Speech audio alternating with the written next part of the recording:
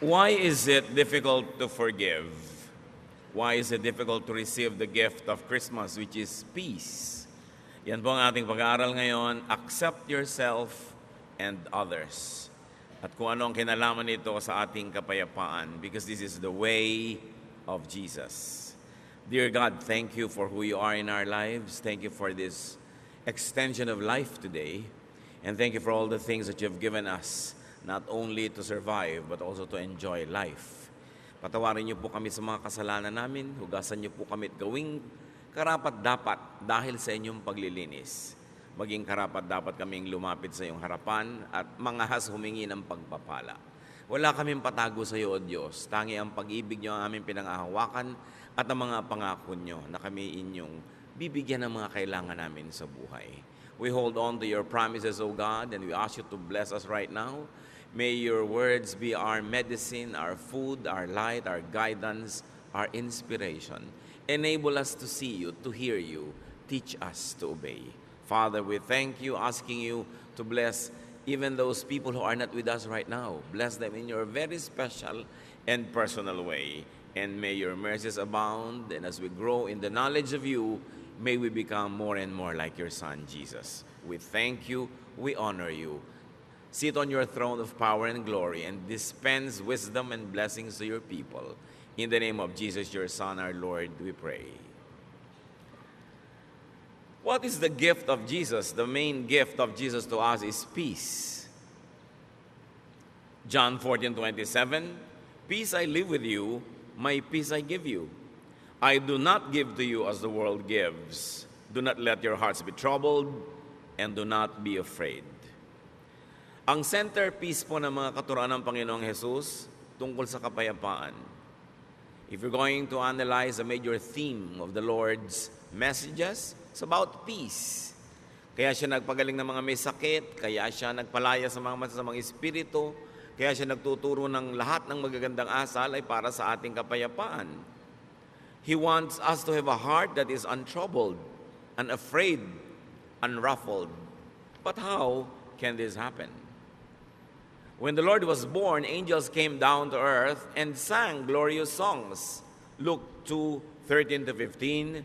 Suddenly a great company of the heavenly hosts appeared with the angel, praising God and saying, Glory to God in the highest heaven, and on earth peace to on whom His favor rests. Isang uri ng kapayapaan ang ibinibigay ng Diyos Ama sa langit sa pamamagitan ng Panginoong Jesus. But this peace is not for the whole world, not for everyone, but for select individuals. The gift of peace is sufficient for all, but not efficient for just anyone. Ito ay kasya sa lahat ng tao, pero hindi nagiging epektibo sa lahat. Kasi merong dapat gawin ng tao para tablan siya ng kapayapaan na ibinibigay ng Panginoon. And the way of Jesus to peace is to accept yourself and others. Gusto natin magkaroon ng kapayapaan na yan, gusto nating matahimik ang buhay, pero paano ba yun nangyayari? Dapat matutunan nating tanggapin ang ating mga sarili at ang ating kapwa. First, discover your wholeness and that of others. Isang malaking kasinungalingan, kulang ka, mali-mali ka, giba-giba ka, sira-sira ka. It's a lie when people are raised up to think that they are missing so many things in themselves, that they are damaged, and that they are nothing but a wreck. Genesis 1:27, so God created humans to be like Himself. He made men and women. So men are complete, women are complete, people are complete. They're whole, buo, hindi kulang. Essentially, hindi kailangang bawasan o dagdagan kasi napakaganda ng pagkakalikha ng Diyos sa tao. In spite of the much talked about imperfection, in spite of the sins we commit, we are wonderfully made. The foundation of the way we were created, the very foundation and frame of our being is wonderful. Psalm 139:14, I praise you because I am fearfully and wonderfully made. Your works are wonderful. I know that full well. So pinupuri daw nitong mga awit ang Diyos sapagkat ang pagkakalikha sa tao ay sobrang maganda, kahanga-hanga. At lahat ng ginagawa ng Diyos ay kahanga-hanga. There are two troubles, and we'll call them now troubles A and B. Trouble A is about us. It's about me. Trouble A comes when we consider ourselves incomplete. Nagsisimula ang gulo pagka ang trato mo sa sarili mo ay kay kulang. Trouble comes when we reject and do not accept ourselves. Yan ang malaking gulo. Pagka hindi mo matanggap ang sarili mo, tinatanggihan mo, tinatatwa, pinapalayas mo ang iyong sarili. When you deny and reject your genes, your looks, your unique giftedness and talents and circumstance and reality, trouble begins. Pero laging ganyan ay tinuturo sa atin ng lipunan, maging ng relihiyon. Kulang ka, mali ka, marumi ka, sira-sira ka, giba-giba ka. While up to a point that might be true because of sin, but the very foundation and frame of the human being as created by God is wonderful. Trouble comes when we forcefully change ourselves to suit misapplied standards and oppressive expectations. When you're always made to conform. Nakikita ninyo kahit sa mga subjects sa schools, may mga subject na scientific, may mga subject na creative, may mga subject na physical tulad ng PE, may mga subject na naka-incline sa mga numbers, meron naman sa mga social skills. Iba-iba ang kakayahan ng tao, kaya merong iba yung may favorite subject, merong hindi nila masyadong favorite, merong mataas ang grade nila sa subject na yun, merong hindi dito. Bihira naman yung ang taas ang grade mo sa lahat. At yung mga taong matataas ang grade sa lahat, sa school, kadalasan sa practical life, doon naman sila medyo deficient. Sa love life ko minsan, saksakan ng talino sa school, pero pag dumating na sa pag-ibig, di ba? Parang walang alam. Kanya-kanya tayo ng specialties na ibinigay ng Diyos. At hindi mo dapat sinusukat ang sarili mo sa specialty ng iba, hindi mo dapat kinukumpara ang sarili mo dahil lagi ka lang magiging kulang. Trouble comes when we depend on other people and other things to fill us up. Pag laging kulang ka ang iyong pagtingin sa buhay, ang mangyayari ngayon, sasandal ka at aasa ka lagi sa mga bagay at sa mga tao para ka laging maging kumpleto. At pagka lagi na ikaw ay naniwala na kulang ka talaga, wala kang kwenta, hindi ka karapat-dapat, what will you do all your life? To strive to be liked, to be accepted, to be praised, to be admired, to find your value in how other people measure you. Sa simula pa lang, it's headed for disaster. Kung nagsisimula ka pa lamang sa buhay mo, nang iniisip mo na agad, kailangan mo ng ganito, kailangan mo ng ganon, kailangan mo umasa kay kuya, kay ganito, kay ate. Dahil kulang at kulang ka, ano mangyayari? Lagi kang naiinggit, lagi kang maninibugo, lagi kang kulang. Sabi nga ni Shakespeare, desiring this man's art or that man's scope, with what I most enjoy, contented least. Lagi mong hinahangad yung talento ng iba, galing ng iba, yaman ng iba, at hindi mo makita yung mabuti tungkol sa iyong sarili. So ang lagi mo na lamang hinihingi sa mga tao, come into my life, change me, complete me, fill me, make me whole. At yan ang fantasy ng romance. When a girl is made to feel that she is nothing but a missing rib that has to be found. When a man is always to be made to feel that he has a missing rib that he has to find to complete him. As we have always emphasized, union in marriage makes you one with somebody in a partnership. But even before that partnership, even you don't have that partnership, you are one, you are whole, you are not one half. Yan ang fantasy ng romance at sometimes yan din ang fantasy ng religion. No? Nakalahati ka lang. No, nilikha ng Diyos ang tao buo. Kahit si Adan nilikha niyang buo. Sabi lang ni Lord, it's not good that he's alone. Sabi ka ng kasama para mag-enjoy. Pero isa siyang taong buo. Hindi niya kailangang umasa sa ibang tao para sa kanyang pagiging buo. Anong nagiging bunga pagka tayo ay laging umaasa sa iba? Dependence. And dependence brings about addiction. Kaya yung mga taong emotionally weak, Mai-in-love sa isang tao? Siyempre, sa simula, maganda yung pag-iibigan.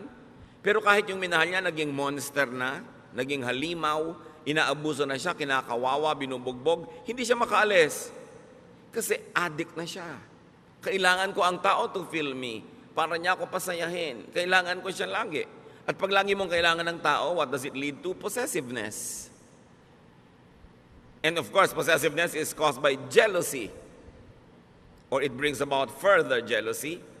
Kaya yung mga taong sobrang kailangan ng kapwa-tao, seloso. Huwag kang tumingin sa kanya. Huwag kang makikipag-usap doon. Sa akin lang, sa akin lang. Kasi pag nawala ka sa buhay ko, hindi ako mabubuhay.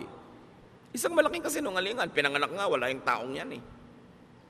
At kung yung kinahuhumalingan mo ngayon, na-meet mo nung 18 ka o 24, anong ginawa mo bago mo siya na-meet? Hindi ka buhay? Buhay ka nun. Mabubuhay ka before a romance, without a romance, or after a romance. Huwag kayo masyadong nagpapaulol sa mga fantasy ng mga Valentine's cards. No? Kaya ka nagiging dependent sa tao. And when you're always jealous, you become fearful. And because this person, no matter what he does or she does, cannot really give you what you want, because what you want does not exist. It's a fantasy. You will always have frustration. Kaya ang saya-saya nitong bride, blushing bride, marching down the aisle para ikasal. After 3 months, nagngangal-ngal na. Hindi niya maibigay sa akin ang aking pangangailangan. Yun, ang tingin mo sa tao mo, taga-fill sa iyong pangangailangan. Di ba? Magngangal-ngal ka sa harap ng lahat. Dahil hindi na-fill ang iyong expectation. It leads to a fruitless and endless search. And it leads to a symbolic hell or evil spirits in your life. Trouble B is about the other person. Remember yung trouble A, kulang ako, punuin mo ako, kailangan kita. Trouble B naman comes when we consider others, especially people close to us, as incomplete and substandard. Daddy, kulang ka. Husband, kulang ka. Kailangang punuin kita. Wala kang utak. Ako ang may utak. Ilalagay ko yung isip ko sa loob ng utak mo. Diba? Wala kang diskarte. Ako meron. Hindi ka marunong. Ako meron. Ito ang lagi natin ginagawa sa mga partner. Ginagawa ng parents sa mga anak. Anak, hindi mo alam kung anong bagay sa'yo. Huwag kang mag-aral niyang arts. Walang pera dyan. Pity. No? Yung marunong pa yung magulang doon sa anak kung ano yung gusto ng anak. No? Lagi natin sabing, akong nakakalam niyan, hindi ikaw. Ang mga sons and daughters, marunong pa rin sila sa magulang nila. Dapat ganitong palakad ng bahay natin, ganitong palakad ng ating mga pamumuhay. Mga kapatid na hindi magkasundo. No? Dahil dapat ganito ka, kamukha kita. Mga magkakaibigan. Huwag mong kainin yan. Ang kakainin natin, yung gusto ko ang tama. Kulang ka, ako puno, pupunang kita. Another lie. Kasi kung puno ka, puno rin yung kapwa mo. Trouble becomes when we reject them or accept them only partially. Mahal mo lang yung anak mo kung kamukha mo. Mahal mo lang yung anak mo kung yung mga talent niya, gusto mo, pag iba na yung talent niya, ayaw mo na siya. So hahanap ka ng ibang anak na paborito na kamukha mo. Trouble comes when we fill other people with ourselves. Hindi dapat ganyan ang kulay na isinusuot mo. Dapat ganito. Hindi dapat ganito. Dapat yung standard ko. Now, when we are raising children, that's all right to set standards. Kasi blanco sila, walang kaalam-alam. Pero oras na yung tao na de-develop na yung personality, we allow them to be how God wanted them to be. Kung paano sila nilikha ng Diyos. Kung ano yung talentong ibinigay sa kanila, yun ang dapat natin silang bigyan ng laya na hanapin nila. Yung kanilang buhay doon sa talento, sa hilig, sa galing na ibinigay sa kanila ng Diyos. Trouble becomes when we force them to change to suit our taste. And all of this, major issues happen between husband and wife. Ang pag-aasawa ay isang walang patakarang pagtanggap. Hindi siya isang reformatory institution na iibahin kita. Babaguhin ka ng aking pag-ibig. Sa teleserye lang yon, walang nagbabago. So kung hindi mo gusto yung buong-buong tao, wag mong pakasalan, inaasahan mong mababago mo. Ngayon kung nagbago siya dahil siya ay naging sumusunod rin sa Diyos, nagkusa, bonus. Pero hindi mo kayang baguhin ang isang tao. Yung let me change you, let me fill you, let me refit you to fit my fantasy. You know what's wrong with that? There will be domination. Dodominahin mo ang iyong kapwa. Because for you naman na egg, there should be conquest. Therefore, there will be colonization. You colonize the other person's brain with your thoughts. Gusto mo mag-isip siya tulad mo. Gusto mo thoughtful siya sa ganitong bagay. Hindi niya kakalimutan ng ganitong bagay. Hindi siya maalalahanin. Although it's not an excuse, pero generally speaking, di ba, mas mahilig yung mga babaeng makaalala ng mga anniversary, mga birthday, pati sa iksi na mga relasyon ngayon, monthsary na lang eh. Kasi baka hindi na makaabot ng anniversary na isang taon. Weeksary, no? Baka mamaya may hoursary pa. So, mas particular talaga yung mga babaeng maalalahanin. Lagi na lang gusto maalala yan ni husband. Although, mag-effort naman yung mga husband maalala. Pero dapat mong tanggapin na iba ako, iba siya. Maalalahanin ako siya, hindi. Pero may iba siyang katangian. Pag gusto mong baguhin ang kapwa mo para maging kamukha mo, kamutin lahat ng kati mo sa buhay kung saan siya makati, di ba gagamitin mo lang siya, hindi mo siya tinatanggap bilang tao. And this is the problem in marriage. Because the moment you try to dominate another person, natural instincts will surface. There will be resistance, rejection. There will even be subversion. Laging gustong-gusto mo, ganito siyang oras umuwi. Laging ginagabihan, talaga lang to subvert you para hindi ka makapanaig. Idine-defend kasi nung tao yung kanyang sariling pagkatao. There will be defense. And sometimes there will even be offense. Therefore, warfare. Hell again, evil spirits plaguing your life. What is the way of Jesus to peace? Accept yourself. Great peace follows when we accept ourselves. It does not mean that we will not improve ourselves. It does not mean that we will allow ourselves and tolerate ourselves to be sinful and to be wrong and to be substandard. But you begin everything by accepting yourself. We become more comfortable with ourselves in relation to others. Kasi buo ako, buo siya. Dapat ganun yung dynamics ng relasyon. Hindi yung kulang ako, punuin mo ko. Or kulang ka, pupunuin kita. No, pareho kayong puno. We become more comfortable with ourselves when we are alone. Isa yan talaga sa mga pinakamalulubhang sakit ng maraming Pilipino. Hindi kaya mag-isa. Hindi makakain mag-isa, hindi makalakad mag-isa, hindi maka-enjoy mag-isa. We dread aloneness. And we become like clinging vines. And when you become like a clinging vine, you will choke people around you. Yung lagi kailangan nandito ka, nandito ka, nandito ka. Paano ka mga tao active, may mga gagawin, may mga hinahabol na mga pangarap, kailangan lagi silang nakapaligid sa'yo para magkaroon ka ng kahulugan. Kailangan maging komportable ka sa sarili mo kahit ka mag-isa. There are times when may mga kasama ka, enjoy, but you must also enjoy aloneness. Kasi kung talagang gusto ng Lord na lagi kang may kasama, dapat nilikha kang may mga kakambal, yung kabit-kabit kayo. Yung hindi kayo nagkakahiwa-hiwalay. Di ba pag may pinapanganak pang ang kambal, ino-operahan pa natin para magkahiwalay? Dahil mahirap yung may kakambal. Ngayon, kung may kakambal ka emotionally, hindi ka na inom ng masarap na inumin kung hindi mo kasalo sa iisang straw ang kung sino man. Di ba, miserable ka nun. At gagawin mo rin yung taong miserable dahil lagi mo siya kahanapin, nandiyan ka kasi iinom na ako. Kailangan matuto rin tayo ng healthful aloneness. But when you cannot accept your own self to be your own companion, how can you be a companion to others? Kailangan yun ang sanayin natin. Walang mga tao ngayon, I will enjoy this alone. Kasi yung paghahanap ng kasama ko minsan ng malaking kapahamakan, kahit sino na lang tuloy na pwedeng sumama, isasama. Para huwag lang mag-isa. Self-acceptance is the foundation of self-love and self-appreciation. Hindi yan masama. Anong sabi ng Panginoong Hesus sa Mark 12:31? Love others as much as you love yourself. No other commandment is more important than this. So we are not being forbidden to love ourselves, but we are only being reminded, yes, love yourself, but in the same way, love others also. Huwag yung love yourself lang and forget others. At hindi naman love others only and forget yourself. Pareho yun na mali. Irespeto mo ang kapwa mo, irespeto mo rin ang sarili mo. Hindi naman yung binabastos ka na, ang respeto mo pa. Hindi ka na nire-respect. Mahal mo ang sarili mo tulad ng pagmamahal mo sa iba. Why? Because you cannot give what you do not have. How can you understand others when you don't understand yourself? How can you be kind to others when you're not kind to yourself? How can you love others when you don't love yourself?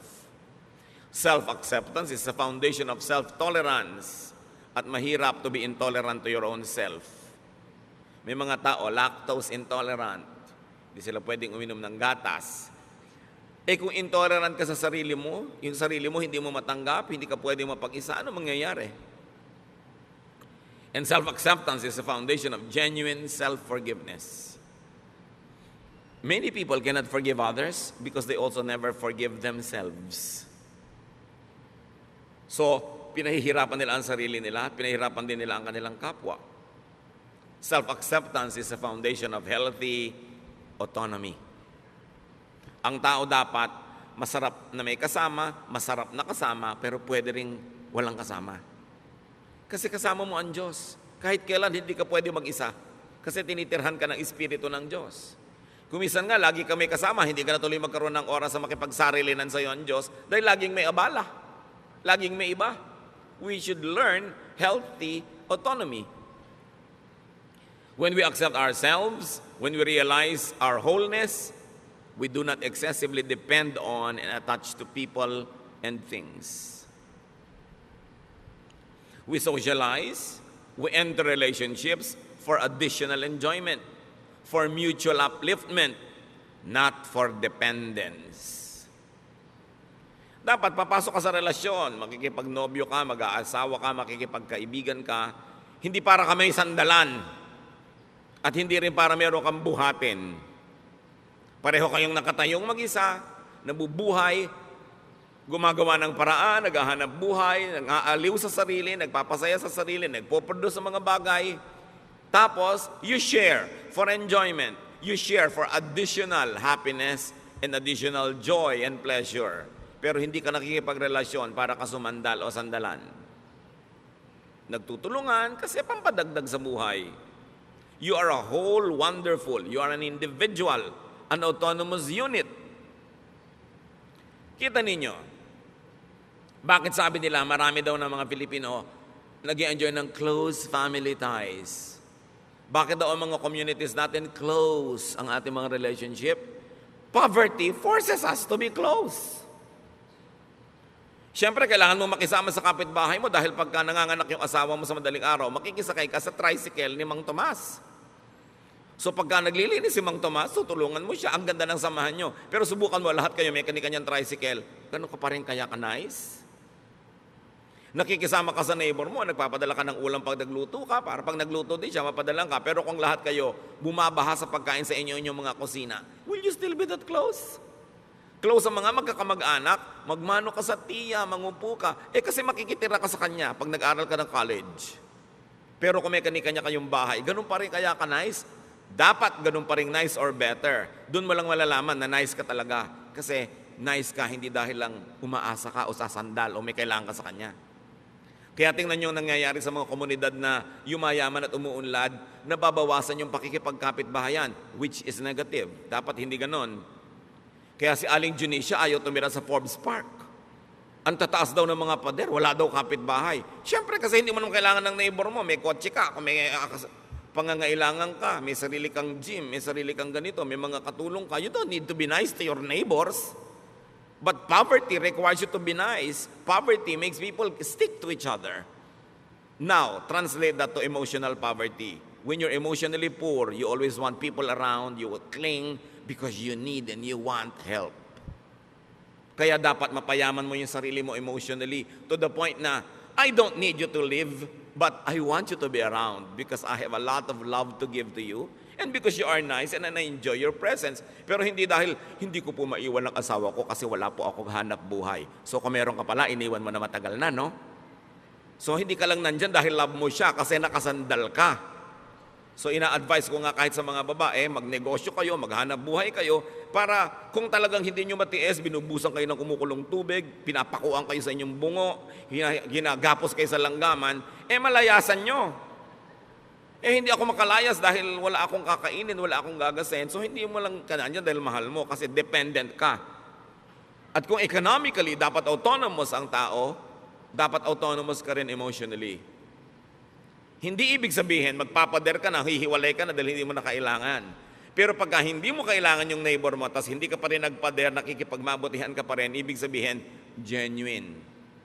Yung pakikipagmabutihan mo, walang ulterior motive.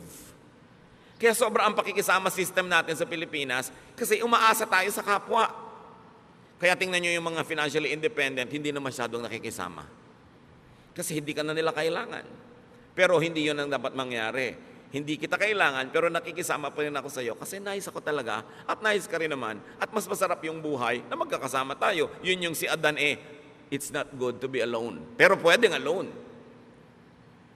In other words, people are additions to our happiness, not a wall to lean on. Kung yung titingnan yung mga asawa, kamag-anak na naandyan lang kasi dapat kong asahan. Strive to be autonomous. At saka yung mga asawang babae na walang ka-income pero tumanda na kayo, nagka-losyang-losyang sa pagtatrabaho sa bahay, ang totoo niyan, dapat binibigyan kayo ng allowance ng asawa nyo na inyo talaga. Di ba? May allowance sa mga bata, but ang wife walang allowance. Ang ibinibigay mo, pamalengke. That's for all. Yung siya, paano? Di ba? Tapos birthday niya, reregaluhan mo pa ng magandang kaldero. Para maipagluto ka na naman niya ng masarap, bibigyan mo ng kalan, ng refrigerator. Ang wife, pag nireregaluhan, yung pangkanya, hindi yung panglahat. Kasi regalo mo rin sa sarili mo yun kung kalan. Diba? Kailangan yung pangkanya. At kung sasabihin, ako naghahanap buhay, subukan yung mga wives, huwag kayong gumawa sa bahay. Kung may isuot yung mga asawa nyo pagpasok sa opisina, kumedat ng pagkain, siya ang magbayad ng mga Meralco, pumila sa mga bayarin na tubig, subukan nyo. Kaya dapat yung mga wives may sariling allowance yan. Para hindi naman kung bigla gusto kayong layasan, walang pamasahe. Gusto magpakamatay, hindi makabili ng lason. Kasi talagang walang kapera-pera. You should strive to be autonomous. So that you say, husband, I stay because I like, not because I need you. Not because I depend on you. It's a distorted kind of relationship. So poverty reduces people. Emotional poverty also reduces people. Kaya dapat pinapaunlad mo yung buhay mo economically, pinapaunlad mo yung buhay mo emotionally, kaya mong tumayo sa sarili mong mga paa kasi nilikha ka ng Diyos buo. Tingnan niyo yung babae na nakapanayam ng Panginoon sa balon. Paborito kong karakter na to kasi yung buhay niya talagang tayo yun John 4:15-18.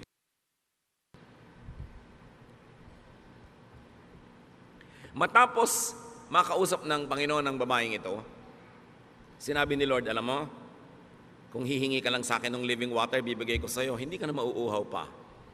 The woman said to him, Sir, give me this living water so that I won't get thirsty and have to keep coming here to draw water. He told her, Go, call your husband and come back. I have no husband. She replied. Jesus said to her, You are right when you say you have no husband. The fact is, you have had 5 husbands, and the man you now have is not your husband. What you have said is quite true. Bakit inungkat ng Panginoon yung tungkol dito sa mga lalaki sa buhay ng babaeng ito? Kasi sabi ng babae, bigyan niyo po ako ng living water. Yung hindi na ako mauuhaw uli. I want this living water so I won't have to be thirsty again. So the Lord had to tell her what she did not need. The point Jesus was making, the woman had been deceived into believing that she was incomplete and that she needed men to complete her. Sabi niya, gusto mo maging complete? Tanggalin muna natin yung mga abala sa utak mo. Tawagin mo yung asawa mo. Wala po ako asawa. Tama ka. Kasi yung 5 lalaki nagdana sa buhay mo, hindi mo mga asawa. At yung lalaki ngayong nasa buhay mo, hindi mo rin asawa. Bakit ang dami mong lalaki sa buhay? Kasi akala mo, hindi ka mabubuhay nang walang lalaki.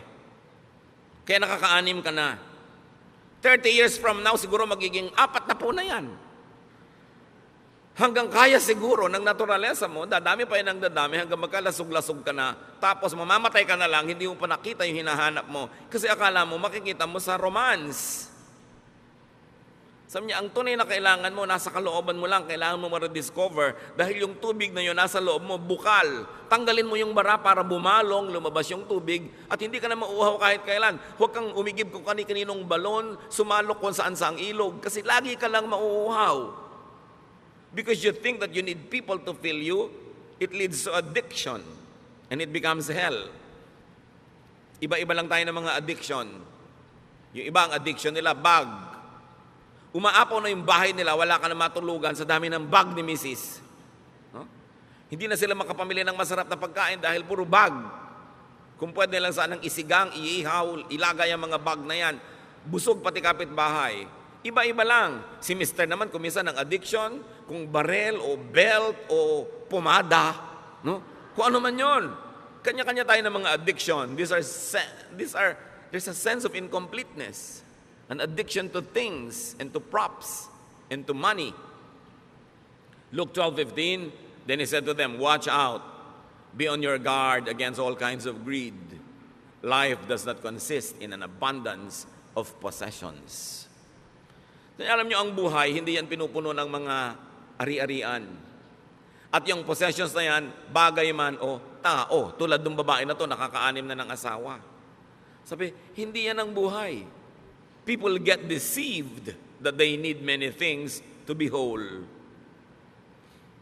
Kaya may mga kolekta ng kolekta. Pag tumanda naman, hindi malaman kung kanino ipapamana.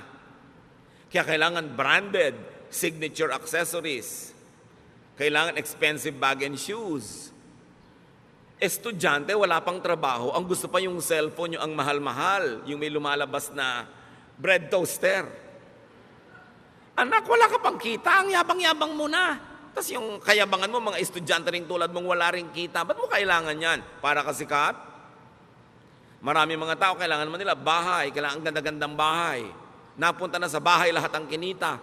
Wala nang pinuntahang iba. O kotse. O kuminsan naman, hindi ka masaya sa height mo, talaga naman kahit na madapa ka na, high heels. Kulang pa yung heels dun sa takong, kailangan lagyan pa na mag-heels sa toes, kaya talaga nakatungtong ka na halos sa isang hollow blocks. Hindi ka na makalakad. Yung iba talaga hindi kontento sa ilong nila, kailangang taasan, kailangang kitiran, kailangang bawasan ng panga, kailangang bawasan ng baba, kailangang liitan ng mata, etc., etc. Laging kulang. Sign that you don't accept yourself. Ngayon, hindi naman masama yung up to a point, a little improvement here and there, pero yung nanganib na yung buhay mo at namatay ka na sa operating table dahil bina-vacuum ang mga body parts mo, parang dangerous na yun. Ano sabi niya sa 1 Peter 3:3-4? Don't depend on things like fancy hairdos or gold jewelry or expensive clothes to make you look beautiful. Kita nyo yung look. Actually, hindi ka beautiful. You only look beautiful. Sabi niya, be beautiful in your heart by being gentle and quiet.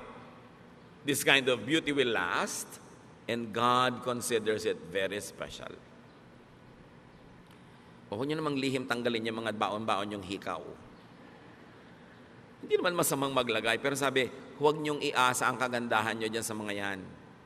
Kayo, maganda na yung karakter nyo, meron pa kayong konting pampa-enhance, nice. Pero kung nagiging mitya na ng inyong buhay, ang hirap-hirap magbayad at hulugan, titigilan nyo ang mga kahangalan na yan. Saan ganon? Alam nyo ang tunay na magandang babae, sabi yung mabini, yung banayad at tahimik. So anong tawag sa mga madadaldal at maiingay na babae? Bahala kayo. Di ba? Sabi, ang kagandahan niya nandyan, yung matining ang loob, matibay ang loob, maganda ang kalooban. Yan ang gandang pinapahalagahan ng Diyos at yan ang gandang hindi kumukupas, hindi na i-snatch, hindi na nanakaw at hindi huhulugan sa Bombay. Sabi, kailangan ganyan na tinitingnan mong beauty. Timpladong katahimikan. 1 Timothy 6:8-10. So we should be satisfied just to have food and clothes. Ibig sabihin, we should be satisfied with basic things. People who want to be rich fall into all sorts of temptations and traps.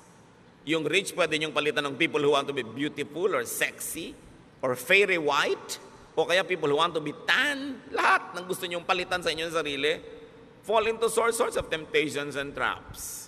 They are caught by foolish and harmful desires that drag them down and destroy them. The love of money, or you might say the love of other props, the love of cosmetic surgery, causes all kinds of trouble. Some people want money so much that they have given up their faith and caused themselves a lot of pain. Kung kailangan, tanggapin mo yung sarili mo. Kung may konti ka lang may improve na hindi sobrang magastos, hindi dangerous to your health at easy to maintain, pwede. Pero kung magiging pasanin mo sa buhay, yung sa dami ng operasyon mo sa mukha, tawang-tawa ka na, sabi mo pa. Kasi hindi ka makatawa dahil mapipilas yung pisngi mo, parang kawawa ka naman. Di ba? Yung hindi ka na makahinga dahil sobrang diliitan na yung butas ng ilong mo. Dati isang hinga mo lang, kahit 1 week na oxygen, nasa lungs mo na. Ngayon, hirap na hirap kang suminghap. Para ka ng bisugo na tinanggal sa tubig. Ang hirap naman nun. Diba? So dapat yung easy to maintain. Huwag yung kung ano pinaglalalagay mo sa loob ng katawan mo, tapos pagka lumilindo, lumilipat-lipat kung saan-saan, nakakaiba-iba korte ng katawan mo. Tapos, wala namang maawa sa'yo. Ang totoo, halos walang maawa, although kawawa. Kasi alam nyo yung iba kung di naawa, inggit. Kasi naglagay ka, nadaig mo sila kahit sandali lang, kaya ikikriticize ka. Kung gumanda ka naman bigla na gano'n, pag-uusapan ka, hindi naman ganyan ang itsura niya. Tingnan mo yung litrato niya noong high school. Yung, ilalagay pa sa Facebook, yung litrato mo talaga noong high school. Bistong-bisto ka na parang airport tarmac talaga yung ilong mo noon. So, maawa sa sarili. You know? Do not make and do not allow people to think that they are incomplete and that they need you to be whole.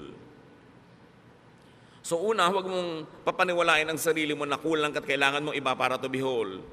Yung iba sobrang pinapamiserable na yung mga unmarried people, akala nila ang complete lang yung married. Paano yung unmarried? Kabiyak?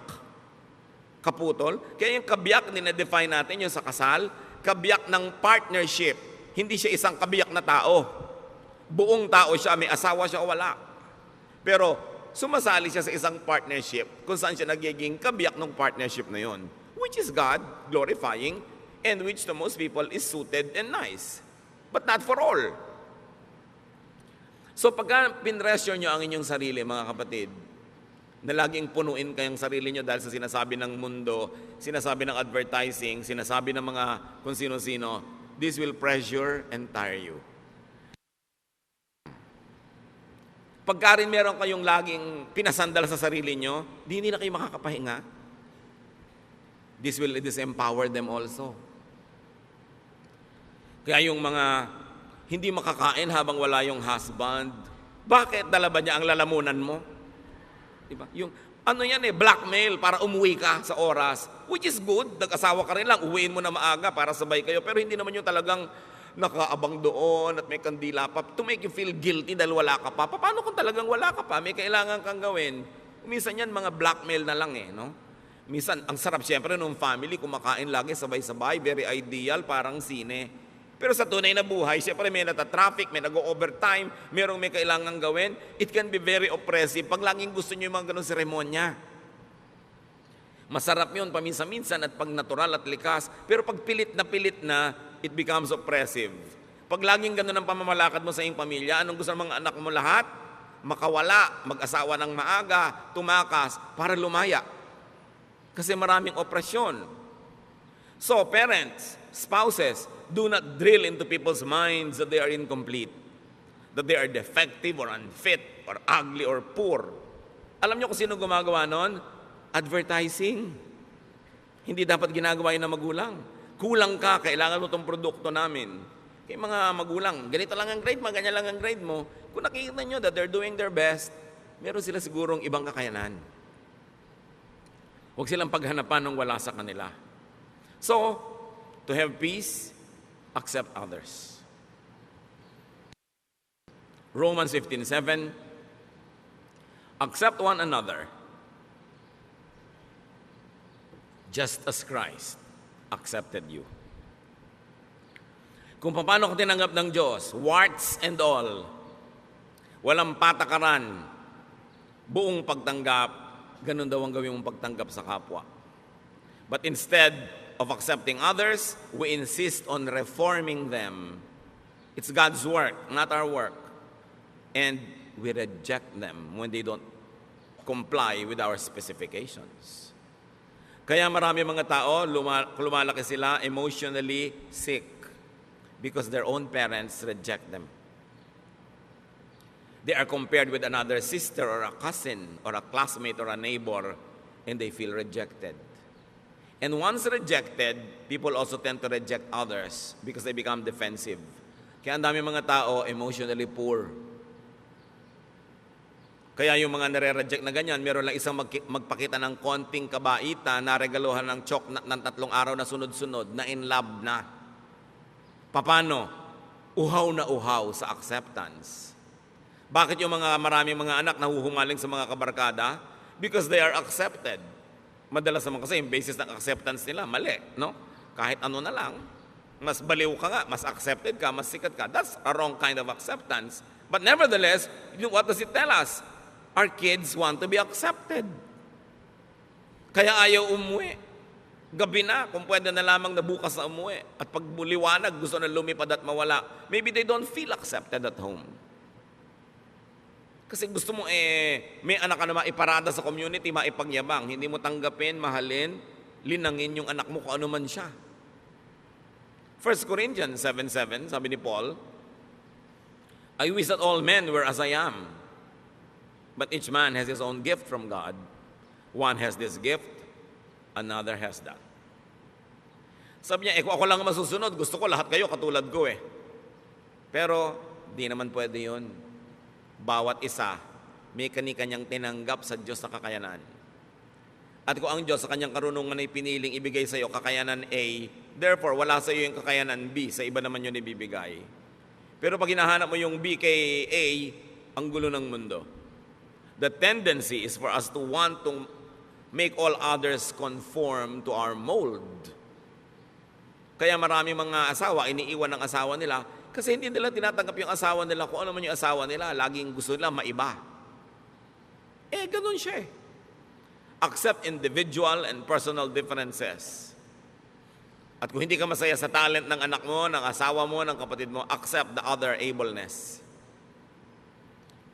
Lahat ng tao may abilidad, may ability. Kailangan lang tanggapin mo kung ano yung kanya. Huwag mong pilitin na yung anak mong ayaw mag-dentistry ay maging dentist tulad mo. Nagmana siya siguro sa ibang lolo, sa dinami-dami ng lolo at lola sa inyong genetic pool, hindi naman laging sa'yo lang kukuha yan. Romans 14:1, accept him whose faith is weak without passing judgment on disputable matters. Here, sabi, accept religious differences. Accept spiritual differences. Not everybody is as mature as you. Not everybody has the same tendencies to apply a biblical verse the same way as you do. Sabi dito sa Romans 14:1, tanggapin niyo yung pagkakaiba-iba maging sa inyong spiritualidad. Hindi pwedeng uniform. Kasi iba-iba nga ang tao, iba-iba ang fingerprint. Romans 12:10, love each other and honor others more than you do yourself. So, find, accept, celebrate, and honor the true, the good, and the beautiful, so to speak, in every person. Bakit hahanapin mo yung iba, yung wala? I-emphasize mo yung napapangitan ka, may maganda sa kanya. Acceptance of others is the foundation of love, of appreciation, tolerance, and even genuine forgiveness. And here we go to the heart of the matter.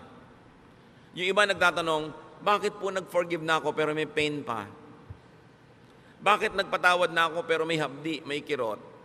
You have not forgiven. Probably you have only stopped being hostile. You have stopped the war. Probably you went into a ceasefire, but you have not really forgiven. That's why there's still the pain. You are able to truly forgive only when you truly know and understand and accept the person. Yung hindi, sige, pinapatawad na kita, pero sa mo, siguro nasigawan niya ako kasi gutom siya noon. Kasi mataas ang blood sugar niya. Kasi may monthly period siya. O kasi luka-luka siya. Di ba? Kasi may lahi sila noon. Kasi genetically, ganito sila. Nung naintindihan mo siya, doon mo ka ngayon huhugot ng pagpapatawad.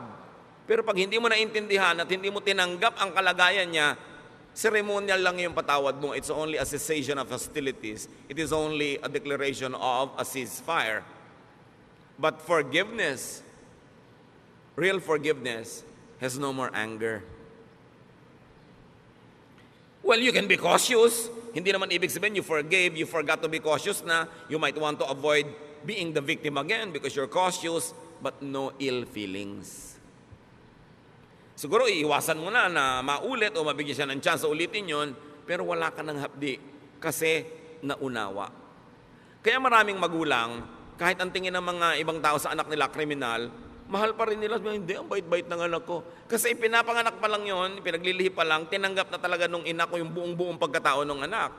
Kaya pagka halimbawa, ang sungit-sungit ng anak, kasi alam niyo nung bata, nahulog yan sa duyan. Nahulog lang, naging ganyan. Galing sa 7th floor. Okay. So, naintindihan ko yung anak ko. So, intindihin nyo. Kaya hindi halos maubos ang pagpapatawad ng magulang sa anak kasi iniintindi. Kasi tinatanggap. So, kung may papatawarin kayo, huwag lang sabihin, sige, papatawarin na kita, tama na, tigil na. Unawain nyo yung buong dahilan kung ba't niya nagawa yung nagawa niya. At pag naunawa nyo yun, baka maawa pa kayo, mamahalin nyo pa. Ganun ang pagpapatawad ng Diyos. Dahil kilala tayo ng Diyos, alam niya yung genetic makeup natin, alam niya yung emotional and chemical situation ng buhay natin the moment that we run short of God's glory. That's why God understands, God forgives, and God loves. Kaya ang sabi, as God forgives you, you forgive one another.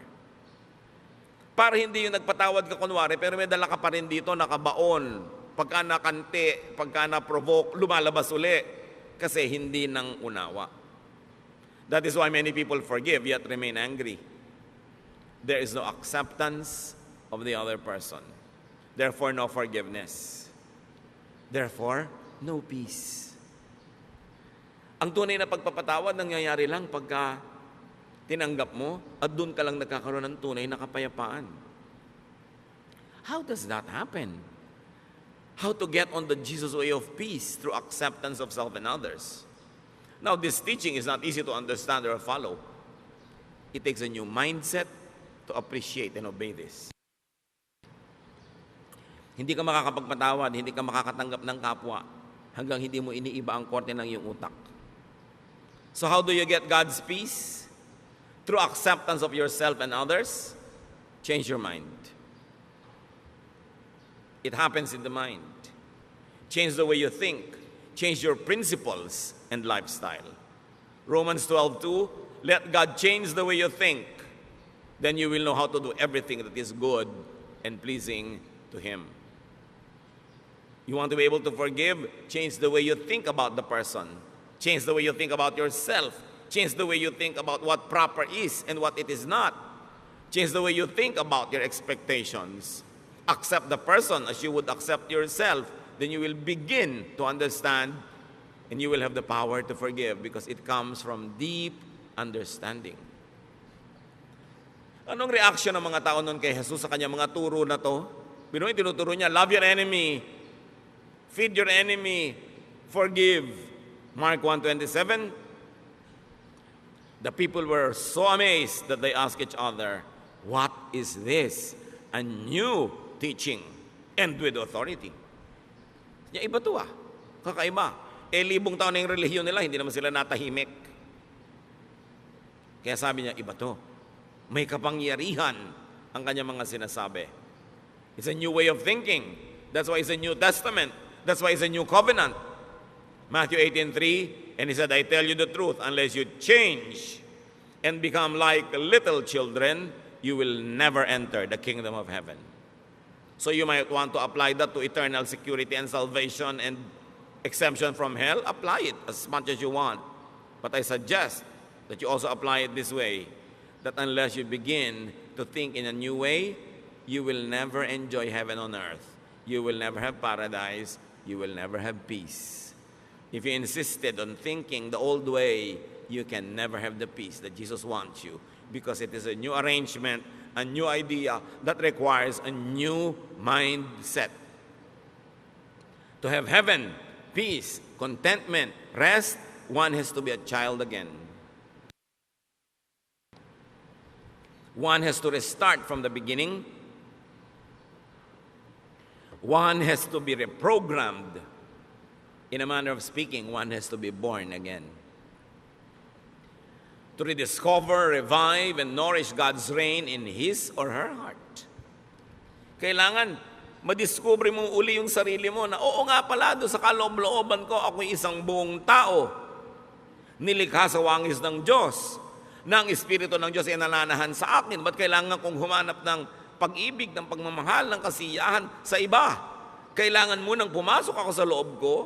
I must travel into me, discover what God has placed there, nourish it, and let it sustain me. And when I'm already overflowing with love and kindness and goodness, because I've already known and accepted myself, and I know God is in me, then I will socialize with people, I will relate with people, because in that case, I will be full of kindness, not just full of wicked expectations.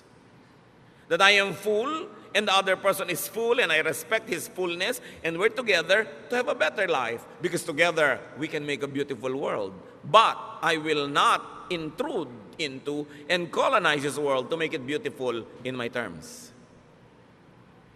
Pagka ganun ang iyong asal, people will love to have you around. And you will love to be around people. So change your mind unto peace and restfulness. Matthew 11:28-30. Sabi ni Lord, "Come to me, all of you who are weary and burdened, and I'll give you rest." Pagod na kayo? Pagod na ang puso nyo? Pagod na kayo magalit? Pagod na kayo magsikap magpatawad? Pagod na kayo na matahimik ang buhay nyo? Pagod na kayo sa paghahanap ng mga pangarap nyong pag naabot nyo ay biglang naglalahong parang bula? You're tired of chasing rainbows? You're tired of repairing all the broken toys in your life which never get fixed? Come to me. I'll give you rest. Learn from me. For I am gentle and humble in heart, and you will find rest for your souls. So you don't learn from others. Don't learn from other isms and ideas and philosophies. Learn from me, for my yoke is easy and my burden is light. So paano malalaman kung galing kay Jesus? Magaan. Hindi mahirap sa loob. Kahit hirap yung katawan mo sa pagsunod, hindi hirap ang loob mo. Magaan. The kingdom of God is restful, easy, and light. So peace, restfulness equals heaven on earth. And it is in accepting yourself and others.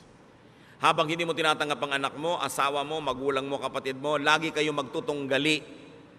Lagi kayo magko-contest. Mag-uunahan kayo kung sinong masusunod, kung sinong mananalo, kung sinong mananaig. Stressful yan. Hindi ganyan ang buhay. When you accept yourself, you relax. You become less demanding and suffocating. And you become nicer and more open, more accepting. And when you accept others, you also relax. You become less intrusive, less judgmental and demanding. You become more forgiving. And they too relax. Everybody relaxes, masaya ang buhay. Deep and real forgiveness comes from unconditional acceptance and understanding. Change your mind, and this can happen. Kaya kami problema sa asawa mo, may iniisip ka, hindi yun ang natutupad. May iniisip din siya, hindi yun ang natutupad. So ba't di nyo nalang palitan ang iniisip nyo? Kasi hindi nyo naman kayang palitan yung asawa nyo. Hindi nyo naman kayang palitan ang pagkatao niya. Palitan nyo na lang yung iniisip nyo, hindi sasaya kayo. Kaya ang sabi ng anghel, peace on whom God's favor rests. Kaya sinabi natin kanina, peace is not for everyone. Peace is not for the whole world. Well, it is efficient for all, or sufficient for all rather. It is efficient only for those who would appropriate it, those who would accept it and live by it. Ang kapayapaan ay hindi para sa lahat.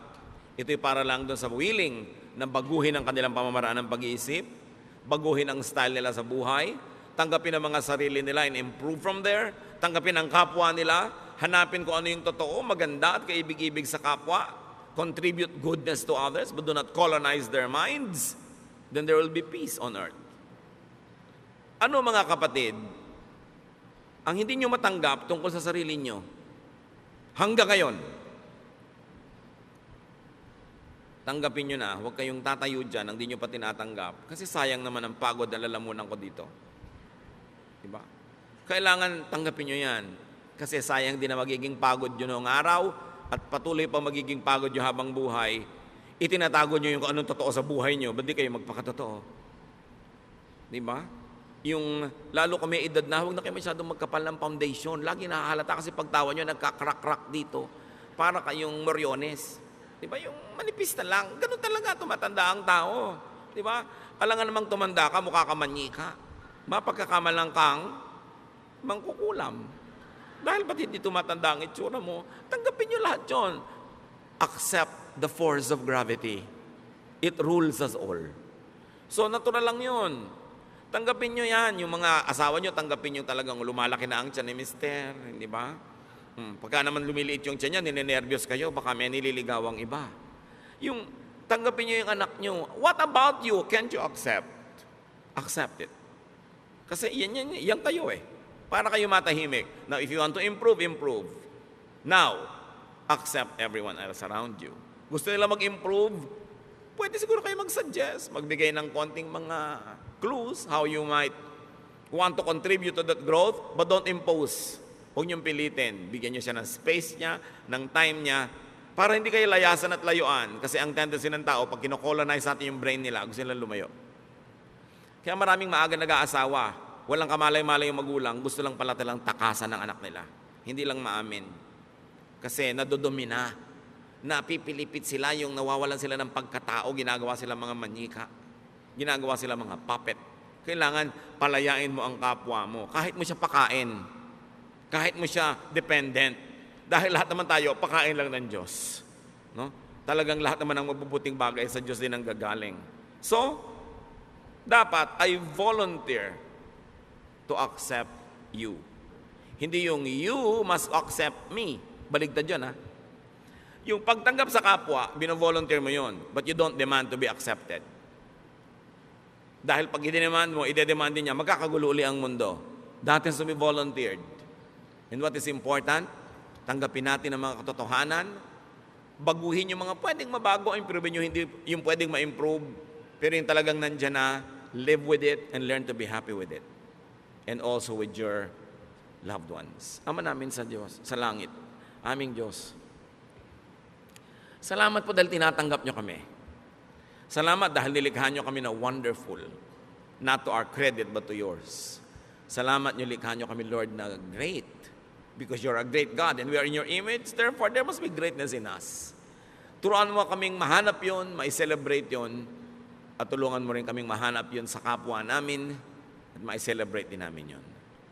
Magbulay-bulay tayo mga kapatid sa mga personal application na ating mga pinag-aralan. At sa ilang sandali, take your time. Pag-isipan, ano nga bang mga dapat ko talagang tanggapin? At yung mga pwede kong baguhin para baguhin, di mabago. Don't demand others to change. Pray for them, inspire them, and they should change on their own as God enables them. Dear Lord, speak to us, enlighten us. Let's be alone with the Lord, some silence, and rise from your seat later on, freed from all of this needless oppression, so that we can enjoy life and we can be enjoyable companions to others.